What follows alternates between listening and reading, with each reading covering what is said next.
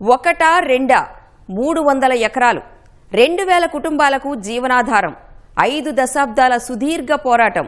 ఇది సెట్టిపల్లి భూముల కథ. ఎట్టకేలకు కూటమి ప్రభుత్వం చొరవ, అధికారుల నిబద్ధతతో సెట్టిపల్లి భూ వివాదం పరిష్కారమైంది. భూ చిక్కులన్నీ వీడి 50 ఏళ్ల తర్వాత అర్హుల చేతికి పట్టాలొచ్చాయి. సెటిల్మెంట్ జాబితా నుంచి భూములను తొలగించిన ప్రజాప్రతినిధులు సకల సదుపాయాలతో లేఅవుట్ను నిర్మిస్తామని భరోసా ఇచ్చారు. దీంతో సెట్టిపల్లి వాసుల ఆనందానికి అవధుల్లేవు. ఇదే అంశంపై మా ప్రతినిధి నారాయణ గ్రౌండ్ రిపోర్ట్.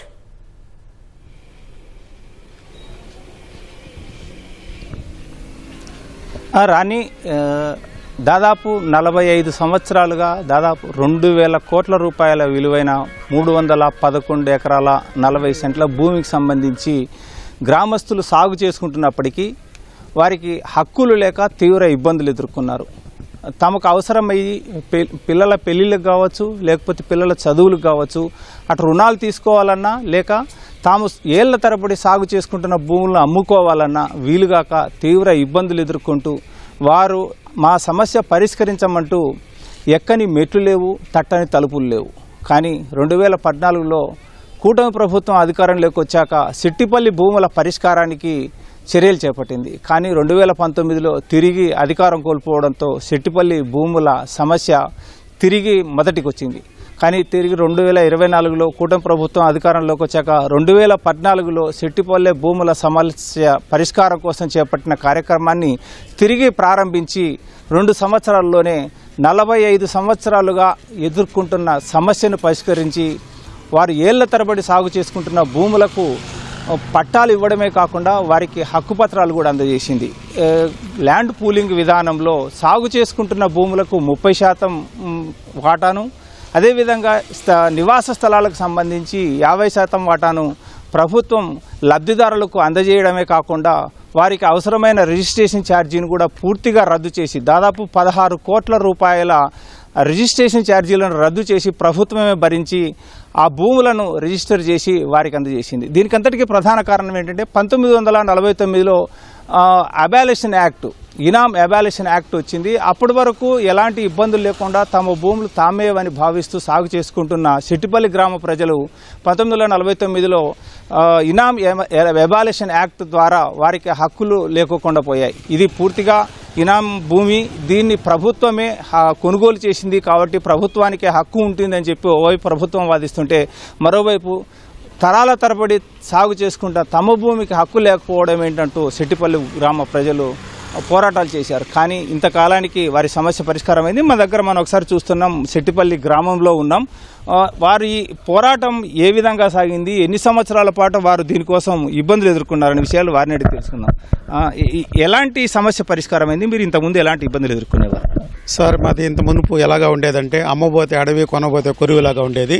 కానీ ఈరోజు మాకు ఒక శాశ్వత పరిష్కారం జరిగింది. దానికంతా కూడా ముఖ్య కారకులు నారా చంద్రబాబు నాయుడు గారు. వారికి నిజంగా మేము మా ఊరి తరపున, సెట్టిపల్లి తరపున ధన్యవాదాలు తెలియజేసుకుంటున్నాం. అప్పుడు అమ్మాలన్నా కానీ కొనాలన్నా కానీ ఎవరికైనా కూడా మా ఊరిని సెట్టిపల్లి అనేది తిరుపతికి దగ్గరలో ఉంది. ఇక్కడ సెట్టిపల్లి భూమి అంటే చాలా మంచి భూమి అనేసి అనుకొని ఇక్కడ పెళ్లిళ్ళు చేయటం జరిగింది. కానీ పెళ్లి చేసిన తర్వాత ఇది పనికిరాని భూమి అని చెప్పేసి కొందరు మా వాళ్ళకి ఏమైందంటే వాళ్ళని రిటర్న్ కూడా పంపించడం కూడా జరిగింది. అలాంటి సిచ్యువేషన్ నుండి ఈరోజు మాకు ఆ ప్రభుత్వం మా పైన దళిదలిసి మేము తిరగని చోటు లేదు, చేయని పోరాటం లేదు. ఆ విధంగా చేస్తూ వస్తే కాడికి మా విజ్ఞప్తులను కావచ్చు, మేము పడే బాధలను కావచ్చు ఆయన దగ్గర చూశారు. ఇదే ముత్యాలమ్మ గుడి దగ్గరికి వచ్చి మాకు ప్రామిస్ చేశారు, తప్పకుండా మీకు న్యాయం చేస్తానన్నారు. అదేవిధంగా ఆ మాట ప్రకారం ఆయన మాకు పూర్తి హక్కులను ఈరోజు మాకు కల్పించడం జరిగింది. నిజంగా 2 రోజుల ముందు మన తిరుపతిలో తొడ ఆఫీసులో మాకు పట్టాలు ఇవ్వటం కూడా జరిగింది. ఇది చాలా సంతోషించే విషయము. నిజంగా వాళ్ళందరికీ కూడా మేము పేరు పేరున ధన్యవాదాలు తెలియజేసుకుంటున్నాం. అంటే ఇంతకుముందు మీకు హక్కు, మీరు సాగు చేసుకుంటున్నప్పటికీ హక్కు ఉండేది కదా భూముల మీద?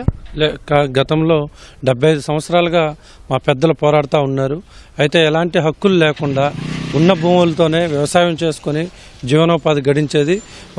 పెళ్లి చేసుకున్న బిడ్డలకి రిజిస్ట్రేషన్ చేసుకోలేక, ఎలాంటి రుణాలు పొందలేక, ఏ రుణ సదుపాయాలు లేక చాలా ఇబ్బందులు పడుతున్న సమయంలో 2019 ముందు చంద్రబాబు గారు ఇదే సెట్టిపల్లి గ్రామానికి విచ్చేసిన సందర్భంలో ముత్యాలమ్మ గుడి సాక్షిగా మాకు ప్రమాణం చేసి చెప్పారు. ఏ మాట అయితే చెప్పారో ఆయన 100% ఒప్పుకోనిది. ఆ మాటకి రైతులకి ల్యాండ్ షేరింగ్లో అయితేనే న్యాయం జరుగుతుందని, అమరావతిలో లాగా ల్యాండ్ పార్ట్నర్ కాదు ల్యాండ్ షేరింగ్ చేస్తేనే మీకు పరిష్కారం అవుతుందని చెప్పారు. యాదృచ్ఛికమో ఏమో కానీ పవన్ కళ్యాణ్ గారు కూడా దీంట్లో భాగంగా ఉప ముఖ్యమంత్రి వర్యాలు కూడా సెట్టిపల్లిని విచ్చేసి సెట్టిపల్లి రైతులకు గట్టి భరోసా కల్పించారు. నారా లోకేష్ గారు కూడా ఒక పర్యాయం సెట్టిపల్లి పర్యటించి అనేక సార్లు చెప్పారు. దీంట్లో ప్రధానంగా డాలర్ దివాకర్ రెడ్డి గారు, తుడా చైర్మన్ గారు, తిరుపతి శాసనసభ్యులు శ్రీనివాసులు గారు, అదేవిధంగా అనగాని సత్యప్రసాద్ రెవెన్యూ మినిస్టర్ గారు కానీ, జిల్లా కలెక్టర్ వెంకటేశ్వర్లు గారు కూడా రెవెన్యూ సిబ్బంది మొత్తం కూడా బాగా సహకరించారు. వాళ్ళందరికీ కూడా కూటమి ప్రభుత్వానికి ప్రత్యేక ధన్యవాదాలు రైతుల తరపున. అంటే ఏంటి మీ గతంలో ఈ భూములు అమ్ముకునేకి వీలయ్యేది కదా, బ్యాంకుల్లో లోన్లు వచ్చేటివి కాదంటారా? అసలు లోన్ కానీ ఏది కానీ మా ఊరికి తక్కింది లేదు. గ్రామ కంఠం కూడా ఇంతవరకు ఏమీ లేదు. పిల్లలకు రాసిన ఇంటి జాగాలు కూడా ఇంతవరకు రిజిస్టర్ కావు. అదైతే దీంట్లో చేశారు. కానీ ముఖ్యంగా చంద్రబాబు నాయుడికి, పవన్ కళ్యాణ్ గారికి దీనికి అందరికీ ధన్యవాదాలు. కనీసం ఇప్పుడు ఇచ్చారు కదా, కనీసం మద్దతుకి పిల్లలకు రాసేయాలని కూడా లక్షలు. ఈరోజు ఎంత అడుగుతున్నారంటే వాళ్ళేమో 500కి మేము చేసామంటున్నారే కానీ